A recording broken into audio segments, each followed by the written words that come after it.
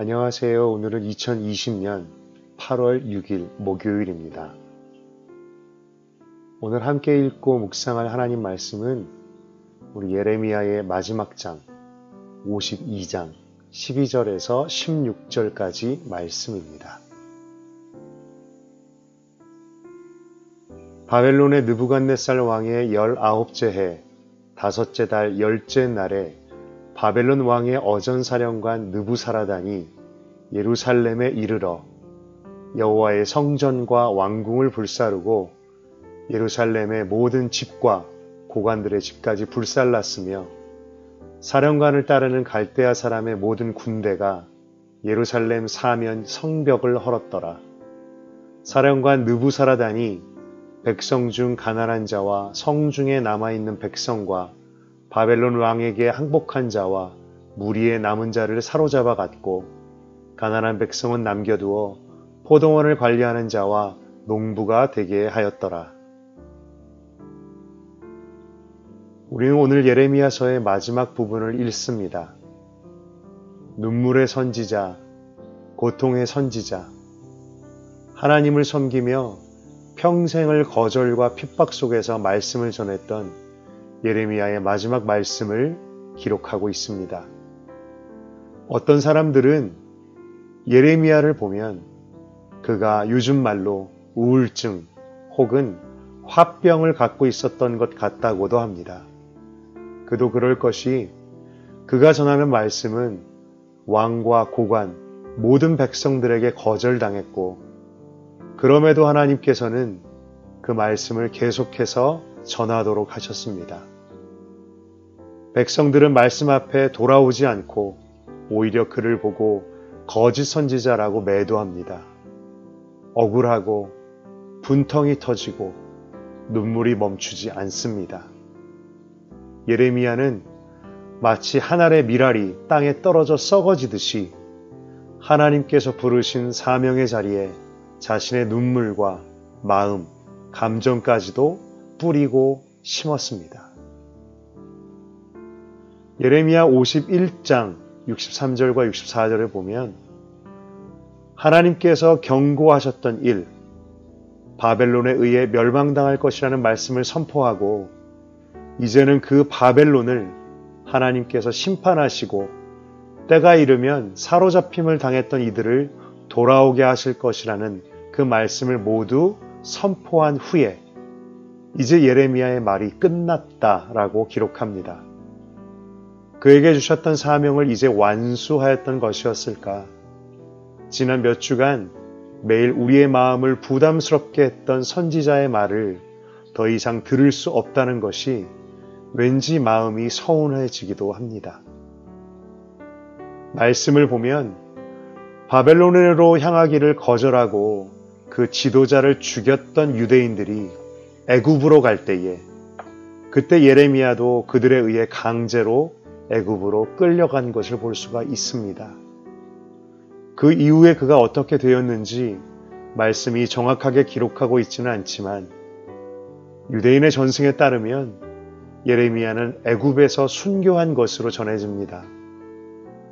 하나님께서는 그분의 심판에 저항하지 말고 받아들이도록 백성들에게 명령하셨지만 그 명령을 끝까지 징계를 당하고 심판을 당한 이후에까지 그 말씀을 듣지 않았던 백성들에게 하나님의 말씀을 받아들이도록 권고하고 말씀을 선포하다가 그곳에서 돌에 맞아 순고당했다고 전해집니다. 정말 완악한 사람들입니다. 어떻게 심판을 당한 이후에도 그렇게 정신을 차리지 못할 수 있을까? 오히려 앞으로는 이전에 자신들이 했던 악행들을 계속 행하겠다고 고집부리는 백성들. 그러나 우리는 말씀을 읽으며 이들의 모습이 바로 우리들의 모습이라는 것을 보아왔습니다. 완악하고 하나님께 순종하지 않기를 황소힘술처럼 완강하게 고집부리는 죄인들, 바로 우리들. 예레미야 일생은 평생이 고난길이고 가시밭길이었습니다. 그 죽음의 순간까지도 그럼에도 하나님의 부르심의 자리를 신실하게 지켰던 사람, 그 마음의 고통과 아픔에도 불구하고 자신이 하늘의 미랄이 되어서 썩어져 정말 땅에 뿌린 바 되어서 자신의 모든 것을 드리며 하나님의 그 부르심에 순종했던 사람. 예레미야서를 마치면서 나중에 천국에 가서 꼭 만나보고 싶은 사람이 또 한 사람 늘었습니다. 이 눈물의 선지자를 꼭 만나보고 싶습니다.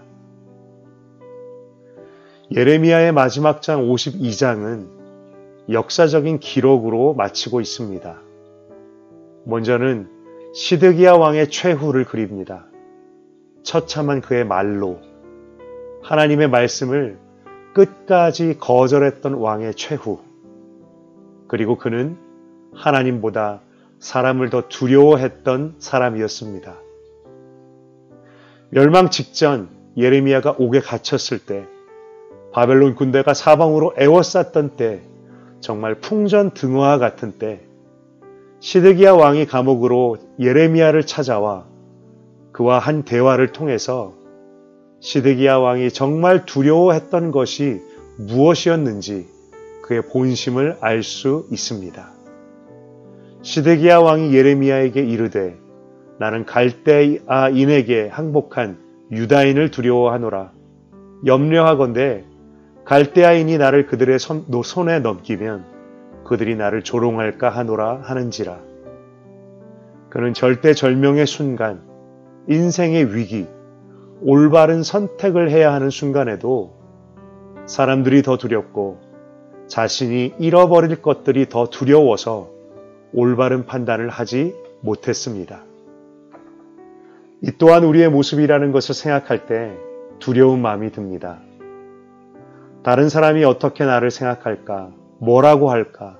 혹은 내가 내 손의 것들을 놓치고 잃어버릴까 두려워서 눈이 가리우고 마음이 어두워져서 분별력을 잃어버리고 하나님의 말씀 앞에 끝까지 고집부리며 정신을 차리지 못한다면 그런 사람의 말로가 어떻다는 것을 생각할 때 정말 두려운 마음이 듭니다. 하나님, 저의 눈을 열어주십시오. 주님, 무지하고 지각 없는 백성의 길을 계속해서 걷지 않게 하여 주시옵소서 기도하게 됩니다. 그렇게 끝까지 말씀을 거절했던 그는 바벨론 왕에게 사로잡혀서 온갖 수치를 당합니다. 그의 자식들이 눈앞에서 죽고 두 눈이 뽑혀서 결박을 당하고 바벨론 땅으로 끌려갑니다. 그가 이 땅에서 마지막으로 보았던 광경은 자신의 자식들의 죽음이라는 처참한 광경이었습니다. 말씀을 거절했던 나라와 도성, 그들의 최후도 비참하였습니다. 고관들과 제사장들, 지도자들이 모두 죽음을 당합니다. 그리고 가난한 자와 힘없는 자만 남겨집니다. 그리고 성경은 하나님의 성전이 어떻게 파괴당하였는지를 기록합니다. 성전의 각종 기구들을 깨뜨려서 바벨론으로 가져갑니다. 노략합니다.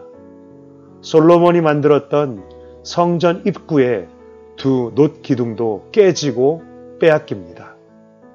갈대아 사람은 또 여호와의 성전의 두 놋기둥과 받침들과 여호와의 성전의 놋대야를 깨뜨려 그 놋을 바벨론으로 가져갔고, 우리는 기억합니다. 솔로몬이 야긴과 보아스라고 이름 붙였던 성전 입구의 두 기둥. 야긴은 그가 세우신다라는 뜻이고 보아스는 그에게만 능력이 있다라는 뜻입니다. 능력의 하나님께서 세우셨다고 고백하였던 성전이 파괴되고 유린당합니다.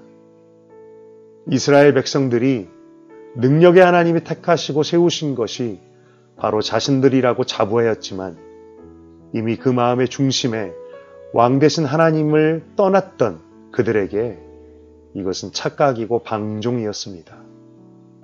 어떤 믿음의 말, 영광스러운 말도 그 마음의 중심에 하나님을 모시지 못할 때 그 말은 아무런 의미도 아무런 능력도 없게 됩니다.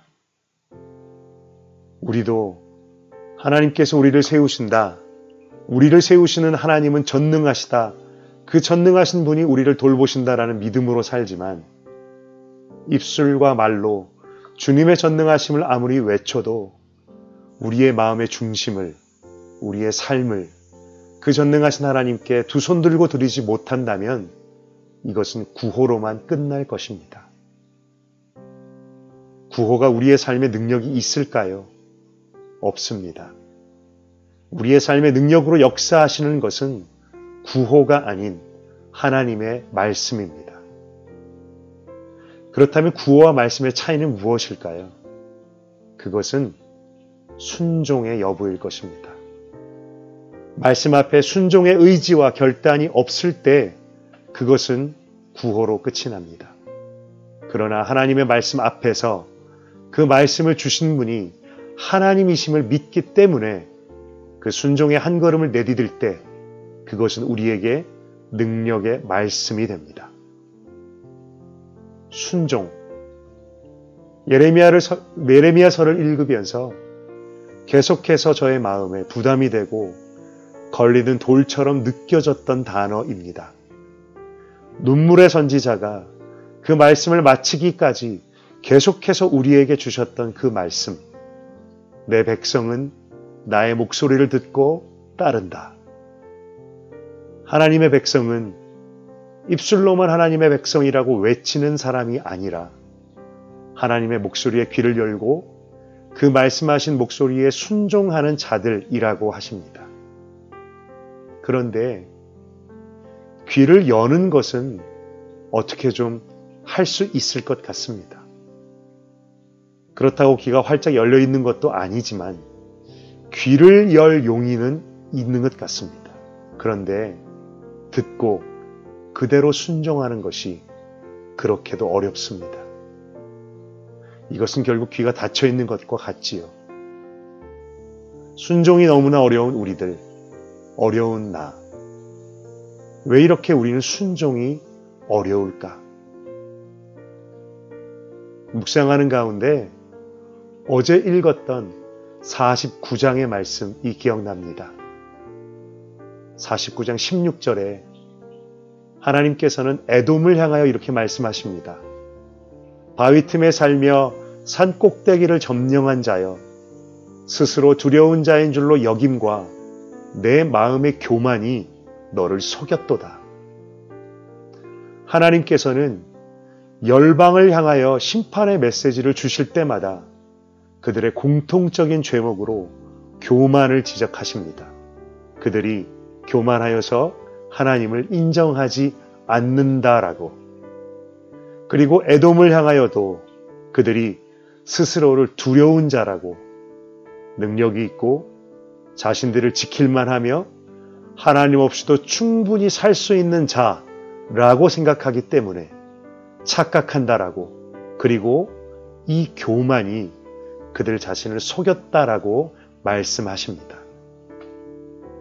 너의 마음의 교만이 너를 속였도다. 그렇습니다. 마음의 교만은 우리를 속입니다. 열방의 나라들도, 이스라엘도, 우리들도 하나님을 의지해야만 살 수 있는 존재들입니다. 하나님께서 보여주시는 길을 가야 하고 하나님께서 말씀하시는 대로 살아야만 하는 것이 바로 우리들입니다. 그런데 우리가 그렇게 하지 않아도 살 수 있다라고 생각하는 것, 굳이 그렇게 하지 않아도 충분히 살 수 있다라고 생각하는 것이 바로 교만입니다. 하나님 없이도, 하나님 말씀대로 살지 않아도 살 수 있다라고 생각하는 것. 그래서 우리는 하나님 아닌 것을 의지합니다. 나를 의지하지요.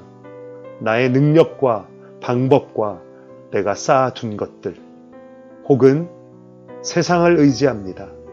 세상의 물질과 사람들과 자리와 위치와 힘, 이런 것들을 의지하며 살게 됩니다. 이것이 바로 교만이고 이 교만은 우리를 속입니다. 그리고는 결국은 패망에 이르게 합니다. 패망이라는 단어가 우리의 삶 가운데 실감이 잘 안 나실까요? 그렇다면 교만은 우리를 실패와 넘어짐과 더 큰 상처에 이르게 합니다. 시드기야가 교만했고 나라의 고관들과 거짓 선지자들이 교만했고 백성들이 교만했습니다. 그래서 망했습니다. 열방의 나라들이 교만했고 바벨론이 교만했습니다. 그래서 하나님의 심판을 받았습니다. 여러분은 교만한 사람입니까? 아니면 겸손한 사람입니까? 이것은 성품을 묻는 것이 아닙니다. 당신이 하나님만 의지하는 사람인가 아닌가를 묻는 것이지요. 예레미야서를 마치며 순종이라는 단어, 이 부담스러운 단어를 생각할 때 왜 나는 이렇게도 순종을 못할까? 그 답을 한 가지 찾습니다. 그것은 내가 순종해야만 살 수 있는 존재라는 것을 내가 알지 못하기 때문입니다. 순종하지 않아도 살 수 있을 것처럼 무의식적으로, 잠재적으로 생각하기 때문에. 그러나 우리는 하나님의 말씀을 듣고 그 말씀에 순종하지 않으면 살 수가 없는 것. 그래서 우리가 하나님의 백성들인 것이지요. 하나님께 속한 자인 것입니다. 그리고 하나님께 붙어 있어야 되는 자들입니다. 순종만이 살 길이고 순종이 나를 살게 하고 순종은 옵션이 아니라 순종은 반드시 해야만 내가 사는 것. 나는 교만한가 겸손한가? 순종이 어려워 보여도 그 순종이 내게 있는 유일한 옵션, 유일한 살 길이라는 것을 믿고 그것이 나를 생명의 길로 이끈다라는 것을 우리가 깨닫는다면 순종의 의지와 능력이 없는 우리들도 그 순종의 한 걸음을 내디딜 수 있을 것입니다. 이 시간 질문들을 가지고 함께 묵상해 보기 원합니다. 예레미야는 하나님의 부르심 앞에서 실제로 하나님의 미랄이 되는 삶을 살았습니다. 당신의 삶을 돌아볼 때 순교까지는 아니더라도 부르신 자리에서 자신을 희생하고 인내하는 삶을 살고 있습니까? 아니면 혹시 여전히 자신의 목소리를 높이며 옳고 그름을 따지며 나의 유익을 쫓아 살고 있지는 않습니까? 당신은 교만한 사람입니까? 겸손한 사람입니까? 성품의 문제가 아닌 자신이 하나님을 의지하고 그 말씀에 순종해야만 살 수 있는 사람임을 분명히 알고 있습니까? 당신에게 현재 순종이 어려운 말씀 혹은 순종이 잘 안 되는 영역이 있습니까? 하나님을 신뢰함으로 그 순종의 한 걸음을 내딛어 볼 수 있을까요? 혹은 여전히 순종이 잘 안 된다면 그 이유는 무엇일까요? 함께 묵상해 보겠습니다.